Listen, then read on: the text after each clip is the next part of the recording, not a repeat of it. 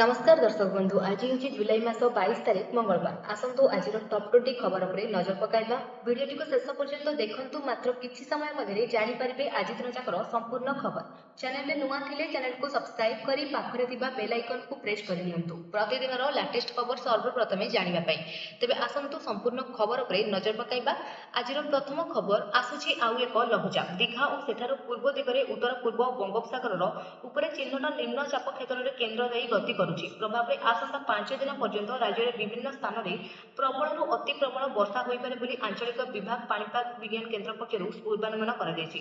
सेपरि जुलाई 24 तारिख बेलकु उत्तर बंगोपसागर में एक लघुचाप क्षेत्र सृष्टि हेबार संभावना मध्य रहिछि।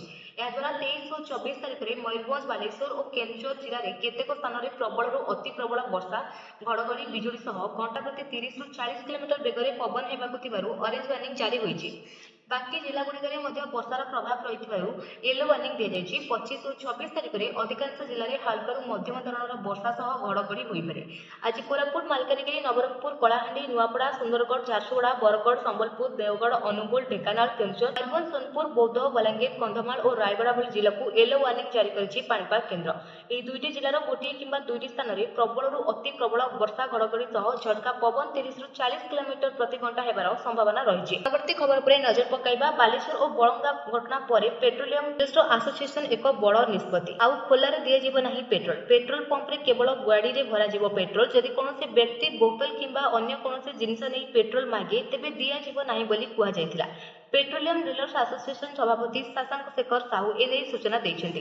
नियम थिले मध्ये पेट्रोल पंप रे एहा पालन हेउनथिला। वर्तमान एहाकु कड़ाकड़ी भाबे पालन कर दिया जियो बोली कहिसन्ति।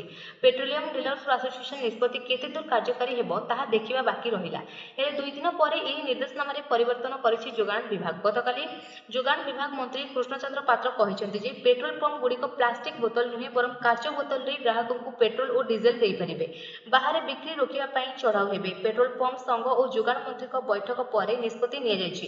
एनै समस्त जिलापाल को निर्देश दिया जिवो। अधिकारी निर्देश बाहर बिना लाइसेंस रे पेट्रोल बिक्री कले व्यवसायी लाइसेंस बातिल करा जिवो। परवर्ती खबर पर नजर पकाइबा। बड़ंगा पीड़िता अवस्था संकटापन्न रही। पूरी बड़ंगा पीड़िता दिल्ली एम्स रे भर्ती हेबा नै सूचना जारी करा जायछि। दिल्ली एम्स रो हेल्थ बुलेटिन अनुसार पीड़िता अवस्था संकटापन्न रही। दिल्ली एम्स रो बर्न आईसीयू तांको रखा जायछि।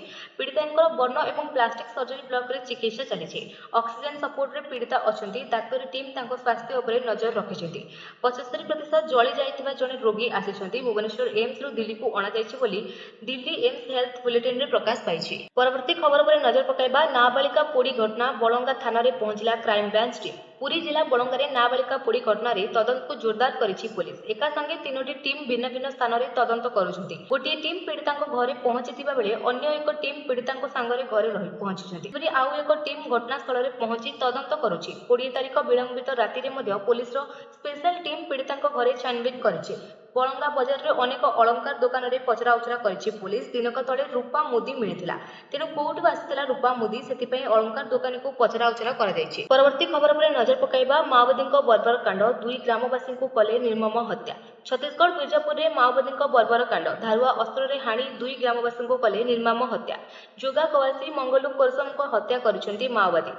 तरम थाना छुटुबाई और बड़े तर्जुमा गाँव में हत्याकांड। पुलिस इनफर्म रे संदेह यही हत्याकांड करिछि माओवादी। परवर्ती खबर पर नजर पकाइबा। जाजपुर रे लज्जा हॉकी प्रशिक्षण पई आसीथिबा नाबालिका हेले गण दुष्कर्मर शिकार। हॉकी प्रशिक्षण पई आसीथिबा नाबालिका सह गण दुष्कर्म होइतिबा सामना को आसीछि। 2 जण हॉकी प्रशिक्षक समेत 3 जनक नारे नाबालिका अभियोग होइछि। एने टाउन थाना रे मामला रजू होइछि। कोर्ट रे पीड़िता बयान रेकर्ड करा दैछि। सूचना मुताबक 2 जण हॉकी प्रशिक्षक अटक रहिछन्ति आ जणे अभियुक्त फेरार अछन्ति। परवर्ती खबर पर नजर पकाइबा। ए सब कृषकों को मिलिबो नाही पीएम किसान रो आगामी किस्ती। देशर कोटी कोटी कृषक पीएम किसान योजना रो 20तम किस्तीर अपेक्षा अछन्ति। जून रे एई टंका आसीबार थिला हेले एथर विलंब होइछि।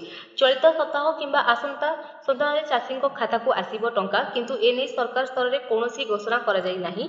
एही योजना रे गरीब कृषक माननको प्रति वर्ष 6000 टंकार आर्थिक सहायता मिलिथाय। 4 मास व्यवधान रे एही टंका 2000 टंका लेखाय मिलिथाय। तेबे परवर्ती किस्ती राशि पाइबाकू चाहूथिले किछि गुरुत्वपूर्ण दिग उपरे विशेष दृष्टि देबाकू पड़िथाय। एथिपई सर्वप्रथमे चाषीଙ୍କୁ ई-केवाईसी करबाकू पड़िबो। एहा व्यतीत बैंक अकाउंट जेउथिरे पीएम किसान टंका आसुछि तार आधार कार्ड सहित लिंक थिबा आवश्यक। जदि आपण ई-केवाईसी किंबा अकाउंट सह आधार कार्ड लिंक करि नांदी ତେବେ 20ତମ କିସ୍ତି ଆସି ନପାରେ। ତେଣୁ ଇକେୱାଇସି କରିବା ବାଧ୍ୟତାମୂଳକ କରାଯାଇଛି। ପରବର୍ତ୍ତୀ ଖବର ଉପରେ ନଜର ପକାଇବା। ମାର୍ଚ୍ଚ 8, 2025ରେ ଆନ୍ତର୍ଜାତୀୟ ମହିଳା ଦିବସ ଅବସରରେ 1.18 କୋଟି ମହିଳାଙ୍କୁ ଦ୍ୱିତୀୟ କିସ୍ତିର 5,000 ଟଙ୍କା ପ୍ରଦାନ କରାଯାଇଥିଲା। ରାଜ୍ୟ ସରକାର ଏହି ଯୋଜନା ପାଇଁ 2025-26 ଆର୍ଥିକ ବର୍ଷରେ 10,145 କୋଟି ଟଙ୍କା ବ୍ୟୟବରାଦ କରିଛନ୍ତି। ମୁଦ୍ରାର ପରବର୍ତ୍ତୀ କିସ୍ତି ଅଗଷ୍ଟ 9, 2025ରେ ରକ୍ଷାବନ୍ଧନ ସହିତ ବଣ୍ଟନ କରାଯିବ। ପ୍ରତ୍ୟେକ ଯୋଗ୍ୟ ମହିଳା ଦୁଇଟି କିସ୍ତିରେ ବାର୍ଷିକ 10,000 ଟଙ୍କା ପାଆନ୍ତି। ରାକ୍ଷୀ ପୂର୍ଣ୍ଣିମାର ଏକକାଳୀନ 3ଟି କିସ୍ତିରେ ଟଙ୍କା ପାଇପାରିବେ। ଅର୍ଥାତ୍ 15,000 ଟଙ୍କା ଖାତାକୁ ଆସିବ, କିନ୍ତୁ କେବଳ ଯୋଗ୍ୟ ହିତାଧିକାରୀ ହିଁ ପାଇପାରିବେ। ଅଯୋଗ୍ୟ ହିତାଧିକାରୀ ଆବେଦନ କରିଲେ ବି ନାଁ କାଟିଦେବେ ସରକାର। ପରବର୍ତ୍ତୀ ଖବର ଉପରେ ନଜର ପକାଇବା। ସ୍କୁଲ ପିଲାଙ୍କ ପାଇଁ ଖୁସି ଖବର। ଏଣିକି ସ୍କୁଲରେ ହେବ ଆଧାର କାର୍ଡ ଅପଡେଟ୍। ସ୍କୁଲ ପିଲାଙ୍କ ପାଇଁ ଆସିଛି ଖୁସି ଖବର। ସ୍କୁଲ ପିଲାଙ୍କ ସରକାର ଏକ ବଡ଼ ଘୋଷଣା କରିଛନ୍ତି। ଆଧାର କାର୍ଡକୁ ନେଇ କେନ୍ଦ୍ର ସରକାର ଏକ ବଡ଼ ଅପଡେଟ୍ ଦେଇଛନ୍ତି। ପିଟିଆଇ ଖବର ଅନୁଯାୟୀ ଏହି କାମ ଆଗାମୀ 45ରୁ 60 ଦିନ ମଧ୍ୟରେ ପର୍ଯ୍ୟାୟକ୍ରମେ ଆରମ୍ଭ ହେବ।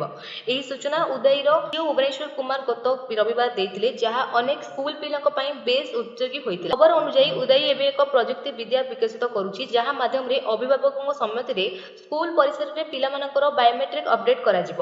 ପ୍ରାଧିକରଣ ବର୍ତ୍ତମାନ ଏହି ପ୍ରଯୁକ୍ତି ବିଦ୍ୟାର ପରୀକ୍ଷଣ କରୁଛି ଏବଂ ଏହା ଆଗାମୀ 2 ମାସରେ ପ୍ରସ୍ତୁତ ହୋଇପାରିବ। ନିୟମ ଅନୁଯାୟୀ 5ରୁ 7 ବର୍ଷ ବୟସର ପିଲାମାନଙ୍କର ବାୟୋମେଟ୍ରିକ୍ ଅପଡେଟ୍ ମାଗଣା, କିନ୍ତୁ 7 ବର୍ଷ ପରେ ଯେଉଁମାନେ 100 ଟଙ୍କା ଫି ଦେଇ ଦେବାକୁ ପଡ଼ିବ ସେମାନଙ୍କର ବାୟୋମେଟ୍ରିକ୍ କରିବା ପାଇଁ। ଯଦି ଏହି ଅପଡେଟ୍ ନିର୍ଦ୍ଧାରିତ ସମୟ ମଧ୍ୟରେ କରାନଯାଏ, ତେବେ ଆଧାର ନମ୍ବର ଏବଂ ନିଷ୍କ୍ରିୟ କରାଯାଇପାରେ। ବାୟୋମେଟ୍ରିକ୍ ଅପଡେଟ୍ରେ ଆଧାର କାର୍ଡକୁ ସ୍କୁଲ ପ୍ରବେଶ, ଛାତ୍ରବୃତ୍ତି, ସରକାରୀ ଯୋଜନା ଏବଂ ଅନ୍ୟାନ୍ୟ ପରୀକ୍ଷା ପଞ୍ଜୀକରଣ ଭଳି ସେବାରେ ସହଜରେ ବ୍ୟବହାର କରାଯାଇପାରିବ। ପରବର୍ତ୍ତୀ ଖବର ଉପରେ ନଜର ପକାଇବା। ପୁଣି ମହଙ୍ଗା ହେଲା ସୁନା। ଗତ କିଛି ଦିନ ଧରି ସୁନାର ମୂଲ୍ୟରେ ନିରନ୍ତର ବୃଦ୍ଧି ଘଟି ଚାଲିଛି। ଗୋଟିଏ ସପ୍ତାହ ମଧ୍ୟରେ ସୁନାର ମୂଲ୍ୟ ପ୍ରାୟ 330 ଟଙ୍କା ବୃଦ୍ଧି ପାଇଛି ଏବଂ ବଜାରରେ ଏହାର ମୂଲ୍ୟ ପୁଣି ଥରେ 1 ଲକ୍ଷ ଟଙ୍କା ସ୍ତର ଅତିକ୍ରମ କରିଛି। ଆଜି ଭୁବନେଶ୍ୱରରେ 24 କ୍ୟାରେଟ୍ ସୁନାର ମୂଲ୍ୟ 1,40,000 ଏବଂ 22 କ୍ୟାରେଟ୍ ସୁନାର ମୂଲ୍ୟ 91,700 ଟଙ୍କା ରହିଛି। ମୁମ୍ବାଇରେ 24 କ୍ୟାରେଟ୍ ସୁନାର ମୂଲ୍ୟ 1,01,680 ଟଙ୍କା ଓ 22 କ୍ୟାରେଟ୍ର ମୂଲ୍ୟ 99,450 ଟଙ୍କା ରହିଛି। ନୂଆଦିଲ୍ଲୀରେ 24 କ୍ୟାରେଟ୍ର ମୂଲ୍ୟ 1,01,830 ଓ 22 କ୍ୟାରେଟ୍ର ମୂଲ୍ୟ 93,200 ଟଙ୍କା ରହିଛି।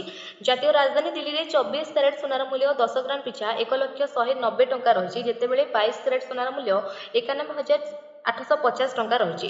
ବର୍ତ୍ତମାନ ଚେନ୍ନାଇ, କୋଲକାତା ଏବଂ ମୁମ୍ବାଇରେ 22 କ୍ୟାରେଟ୍ ସୁନାର ମୂଲ୍ୟ 10 ଗ୍ରାମ ପିଛା 91,700 ଟଙ୍କା ରହିଛି। ସେହିପରି 24 କ୍ୟାରେଟ୍ ସୁନାର ମୂଲ୍ୟ 1,40,000 ଟଙ୍କାରେ କାରବାର ଆରମ୍ଭ କରିଛି। ପରବର୍ତ୍ତୀ ଖବର ଉପରେ ନଜର ପକାଇବା। ଆଜି ପେଟ୍ରୋଲ ଏବଂ ଡିଜେଲର ଅନୂଆ ପ୍ରକାଶ ପାଇଛି। ଆଜି ଓଡ଼ିଶାର ରାଜଧାନୀ ଭୁବନେଶ୍ୱରରେ ପେଟ୍ରୋଲର ଦର 101 ଟଙ୍କା 16 ପଇସା ରହିଥିବା ବେଳେ ଡିଜେଲର ଦାମ ପ୍ରତି ଲିଟର ପିଛା 92 ଟଙ୍କା 74 ପଇସା ରହିଛି। ଏପରିକି ଦେଶର ପ୍ରମୁଖ ସହରରେ ପେଟ୍ରୋଲ ଓ ଡିଜେଲ ଦର ସ୍ଥିର ରହିଛି। ଜାତୀୟ ରାଜଧାନୀ ଦିଲ୍ଲୀରେ ପେଟ୍ରୋଲ ଲିଟର ପିଛା 94 ଟଙ୍କା 77 ପଇସା ଓ ଡିଜେଲର ଦାମ 87 ଟଙ୍କା 70 ପଇସା ରହିଛି। ମୁମ୍ବାଇରେ ପେଟ୍ରୋଲ ଲିଟର ପିଛା 103 ଟଙ୍କା 50 ପଇସା ହୋଇଥିବା ବେଳେ ଡିଜେଲ ଲିଟର ପିଛା 90 ଟଙ୍କା 3 ପଇସା ରହିଛି। ପରବର୍ତ୍ତୀ ଖବର ଉପରେ ନଜର ପକାଇବା। ଚାଷୀଙ୍କ ପାଇଁ ସରକାରଙ୍କର ବଡ଼ ଯୋଜନା। 4% ସୁଧରେ ମିଳିବ 5 ଲକ୍ଷ ପର୍ଯ୍ୟନ୍ତ ଲୋନ୍। କିଷାନ କ୍ରେଡିଟ୍ କାର୍ଡ ଯୋଜନା ଭାରତୀୟ କୃଷକମାନଙ୍କ ପାଇଁ ଏକ ପରିବର୍ତ୍ତନକାରୀ ପ୍ରମାଣିତ ହୋଇଛି, ଯାହା ସେମାନଙ୍କୁ ଆର୍ଥିକ ଚ୍ୟାଲେଞ୍ଜକୁ ଦୂର କରିବାରେ ଏବଂ କୃଷିକୁ ଏକ ଲାଭଜନକ ବ୍ୟବସାୟ କରିବାରେ ସାହାଯ୍ୟ କରିଛି। 2 ଲକ୍ଷ ପର୍ଯ୍ୟନ୍ତ ଗ୍ୟାରେଣ୍ଟି ମୁକ୍ତ ସୁବିଧା ସମେତ 5 ଲକ୍ଷ ପର୍ଯ୍ୟନ୍ତ ଋଣ ଚାଷୀମାନଙ୍କୁ ବିହନ, ସାର ଏବଂ ଉପକରଣ ପାଇଁ ସହଜରେ ପାଣ୍ଠି ଉପଲବ୍ଧ କରାଇଥାଏ। କିଷାନ କ୍ରେଡିଟ୍ କାର୍ଡ ଯୋଜନା ଦେଶର କୋଟି କୋଟି ଚାଷୀଙ୍କ ପାଇଁ ଏକ ବରଦାନ ପ୍ରମାଣିତ ହୋଇଛି। ଏହାର ମୁଖ୍ୟ ଉଦ୍ଦେଶ୍ୟ ହେଉଛି ଚାଷ ଏବଂ ସମ୍ବନ୍ଧିତ କାର୍ଯ୍ୟକଳାପ ପାଇଁ ଚାଷୀମାନଙ୍କୁ ସମୟ ସୀମାର ଏବଂ ସହଜରେ ଶସ୍ତା ଋଣ ପ୍ରଦାନ କରିବା। ଏହି ଯୋଜନା ଅଧୀନରେ ଚାଷୀମାନେ ସାମୂହିକ ଚାଷ, ଅମଳ ପରିବର୍ତ୍ତ ଖର୍ଚ୍ଚ, ଘରୋଇ ଆବଶ୍ୟକତା, ପଶୁପାଳନ ଏବଂ ଫାର୍ମ ରକ୍ଷଣାବେକ୍ଷଣ ଭଳି ଅନେକ ଉଦ୍ଦେଶ୍ୟର ଋଣ ନେଇପାରିବେ। ପରବର୍ତ୍ତୀ ଖବର ଉପରେ ନଜର ପକାଇବା। ଇପିଏଫ୍ଓ ନିୟମରେ ବଡ଼ ପରିବର୍ତ୍ତନ। ସରକାର ଏକ ବଡ଼ ପରିବର୍ତ୍ତନ କରିଛନ୍ତି। ଜଣେ କର୍ମଚାରୀଙ୍କ ପିଏଫ୍ ବାଲାନ୍ସ 50,000 ଟଙ୍କାରୁ କମ୍ ଥାଏ, ତେବେ ମଧ୍ୟ ତାଙ୍କ ମୃତ୍ୟୁ ପରେ କର୍ମଚାରୀଙ୍କ ପରିବାରକୁ ଅତି କମ୍ରେ 50,000 ଟଙ୍କାର ବୀମା ଲାଭ ମିଳିବ। ପୂର୍ବରୁ ଏହି ଲାଭ ପାଇବା ପାଇଁ କର୍ମଚାରୀଙ୍କ ଆକାଉଣ୍ଟରେ ନିର୍ଦ୍ଦିଷ୍ଟ ବାଲାନ୍ସ ରହିବା ଆବଶ୍ୟକ ଥିଲା, କିନ୍ତୁ ବର୍ତ୍ତମାନ ଏହି ସର୍ତ୍ତକୁ ହଟାଇ ଦିଆଯାଇଛି। ଏହା କର୍ମଚାରୀଙ୍କୁ ଲାଭ ମଧ୍ୟ ଦେବ ଯେଉଁମାନେ କମ୍ ଦରମାରେ କାମ କରୁଛନ୍ତି ଏବଂ ଯେଉଁମାନଙ୍କର ଅନ୍ୟ କୌଣସି ବୀମା ସୁରକ୍ଷା ନାହିଁ। ଯଦି ଜଣେ କର୍ମଚାରୀ ଚାକିରି ସମୟରେ ଶେଷ ପିଏଫ୍ ଅବଦାନର 6 ମାସ ମଧ୍ୟରେ ମୃତ୍ୟୁବରଣ କରନ୍ତି, ତେବେ ଏହି ଯୋଜନା ଅନୁଯାୟୀ ପରିବାରକୁ ମଧ୍ୟ ବୀମା ରାଶି ଦିଆଯିବ। ଶ୍ରମ ଏବଂ ନିଯୁକ୍ତି ମନ୍ତ୍ରଣାଳୟ ପକ୍ଷରୁ ଏହି ସୂଚନା ଦିଆଯାଇଛି। ଏହା ଫଳରେ ଏବେ ଲକ୍ଷ ଲକ୍ଷ ଇପିଏଫ୍ ଆକାଉଣ୍ଟଧାରୀଙ୍କୁ ଲାଭ ପାଇପାରିବେ। ଏହି ଯୋଜନାରେ ଆଉ ଏକ ପରିବର୍ତ୍ତନ ମଧ୍ୟ କରାଯାଇଛି। ଯଦି ଜଣେ କର୍ମଚାରୀଙ୍କୁ 2ଟି ଚାକିରି ମଧ୍ୟରେ 60 ଦିନ ପର୍ଯ୍ୟନ୍ତ ବ୍ୟବଧାନ ଥାଏ, ତେବେ ଏହାକୁ ଏକ ବିରତି ଭାବରେ ବିବେଚନା କରାଯିବ ନାହିଁ। ସମସ୍ତ ଚାକିରିକୁ ମିଶ୍ରଣ କରି ନିରନ୍ତର ସେବା ଭାବରେ ବିବେଚନା କରାଯିବ ଏବଂ ବୀମାର ସମ୍ପୂର୍ଣ୍ଣ ଲାଭ ମଧ୍ୟ ମିଳିବ। ପରବର୍ତ୍ତୀ ଖବର ଉପରେ ନଜର ପକାଇବା। ଏଣିକି ବିନା କାର୍ଡରେ ଏଟିଏମ୍ରୁ ମଧ୍ୟ ଉଠାଇ ପାରିବେ ଟଙ୍କା। ଯଦି ଆପଣ ଏଟିଏମ୍ ଯାଇ ଆପଣଙ୍କ କାର୍ଡ ଭୁଲି ଯାଇଛନ୍ତି ତେବେ ଚିନ୍ତା କରିବାର କୌଣସି ଆବଶ୍ୟକତା ନାହିଁ।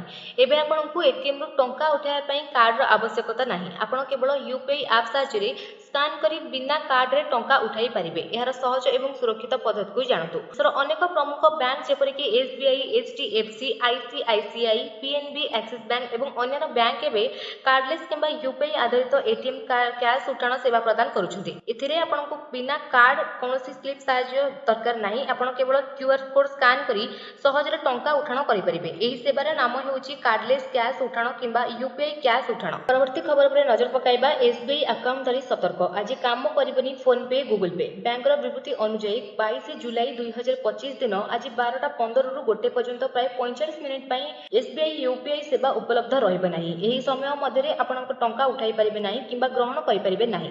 ଏକଟା ପରେ ସେବାଗୁଡ଼ିକ ସ୍ୱାଭାବିକ ଭାବରେ ପୁନଃ ଆରମ୍ଭ ହେବ। ଉପଭୋକ୍ତାମାନଙ୍କୁ ଏହା ଧ୍ୟାନ ଦେବାକୁ ଓ ସେହି ସମୟ ମଧ୍ୟରେ କୌଣସି ପ୍ରକାରର କାରବାର ଏଡ଼ାଇବାକୁ ପରାମର୍ଶ ଦିଆଯାଇଛି। ଏହି ସେବାଗୁଡ଼ିକର ଅସ୍ଥାୟୀ ବ୍ୟାଘାତର ମୁଖ୍ୟ କାରଣ ହେଉଛି ବ୍ୟାଙ୍କ ଦ୍ୱାରା ପରିଚାଳିତ ରକ୍ଷଣାବେକ୍ଷଣ କାର୍ଯ୍ୟକଳାପ।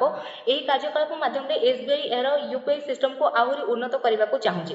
ଲକ୍ଷ୍ୟ ହେଉଛି ସର୍ଭର, ସଫ୍ଟୱେୟାର ଏବଂ ସୁରକ୍ଷା ସିଷ୍ଟମର ରକ୍ଷଣାବେକ୍ଷଣ କରିବା ଓ ଭବିଷ୍ୟତରେ ଦ୍ରୁତ ଓ ଅଧିକ ନିର୍ଭରଯୋଗ୍ୟ ସେବା ପ୍ରଦାନ କରିବା। ପରବର୍ତ୍ତୀ ଖବର ଉପରେ ନଜର ପକାଇବା। ଖୋଲିଲା 46 ମିଶ୍ରଣ ସ୍କୁଲ। ରାଜ୍ୟରେ ମିଶ୍ରଣ ପରେ ବନ୍ଦ ହୋଇଥିବା ସ୍କୁଲ ମଧ୍ୟରୁ ରାଜ୍ୟ ସରକାରଙ୍କ 46ଟି ତାଲା ଖୋଲିଛନ୍ତି।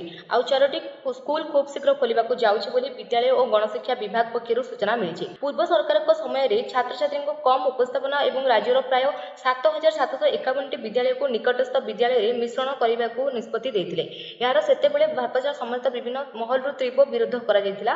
ଏହାଦ୍ୱାରା ସ୍କୁଲରେ ଡ୍ରପଆଉଟ୍ ହାର ବଢ଼ିବା, ବିଶେଷ କରି ଦୁର୍ଗମ ଅଞ୍ଚଳରେ ଛାତ୍ରଛାତ୍ରୀ ଶିକ୍ଷାଦାନରୁ ବଞ୍ଚିତ ହେଉଥିବା ଅଭିଯୋଗ ଉଠିଥିଲା। ହେଲେ ତତ୍କାଳୀନ ସରକାର ଏହି ଦିଗରେ ଠୋସ୍ ପଦକ୍ଷେପ ଗ୍ରହଣ କରି ନେଇଥିବା ବେଳେ ବାପଜା ସରକାରଙ୍କୁ ଏହାର ଗୁରୁତ୍ୱର ସହ ନେଇ ବନ୍ଦ କରିଥିବା ବେଳେ ସ୍କୁଲଗୁଡ଼ିକୁ ପୁଣି ଖୋଲିବା ପ୍ରକ୍ରିୟା ଆରମ୍ଭ କରିଛନ୍ତି। ପରବର୍ତ୍ତୀ ଖବର ଉପରେ ନଜର ପକାଇବା। ବାଂଲାଦେଶରେ ବିମାନ ଦୁର୍ଘଟଣାର ଭୟଙ୍କର ଦୃଶ୍ୟ। ବାଂଲାଦେଶର ରାଜଧାନୀ ଢାକାରେ ଏକ ବାୟୁସେନା ତାଲିମ ବିମାନ ଦୁର୍ଘଟଣାଗତ ହୋଇଛି। ରିପୋର୍ଟ ଅନୁଯାୟୀ ସୋମବାର ଦିନ ପ୍ରାୟ 1:30 ସମୟରେ ବାଂଲାଦେଶ ବାୟୁସେନାର ଏକ ତାଲିମ ବିମାନ ମାଇଲଷ୍ଟୋନ କଲେଜ କୋଠା ସହିତ ଧକ୍କା ହୋଇଥିଲା। ଏହି ଦୁର୍ଘଟଣାରେ ଜଣେ ବ୍ୟକ୍ତିଙ୍କର ମୃତ୍ୟୁ ଘଟିଛି ଏବଂ ଅନେକ ଆହତ ମଧ୍ୟ ହୋଇଛନ୍ତି। ଏହି ଘଟଣାର ଅନେକ ଭିଡିଓ ସୋସିଆଲ ମିଡିଆରେ ସେୟାର କରାଯାଇଛି। ପରବର୍ତ୍ତୀ ଖବର ଉପରେ ନଜର ପକାଇବା। ସରକାରଙ୍କର ବଡ଼ ନିଷ୍ପତ୍ତି। ଏବେ ୟୁପିଆଇ ମାଧ୍ୟମରେ ୟୁଜର୍ସ ନେଇପାରିବେ ଗୋଲ୍ଡ ଲୋନ୍, ଉଠାଇ ପାରିବେ ଏଫଡି। ୟୁପିଆଇ ମାଧ୍ୟମରେ ପେମେଣ୍ଟ କରିବାର ନିୟମରେ ଏକ ବଡ଼ ପରିବର୍ତ୍ତନ ରହିଛି। କର୍ପୋରେସନ ଅଫ୍ ଇଣ୍ଡିଆ ଏବେ ବ୍ୟବହାରକାରୀମାନେ ୟୁପିଆଇ ମାଧ୍ୟମରେ ଯେକୌଣସି ସ୍ଥାନକୁ ସୁନା ଋଣ, ବ୍ୟବସାୟୀ ଋଣ ଏବଂ ଏଫଡି ରାଶି ପଠାଇ ପାରିବେ।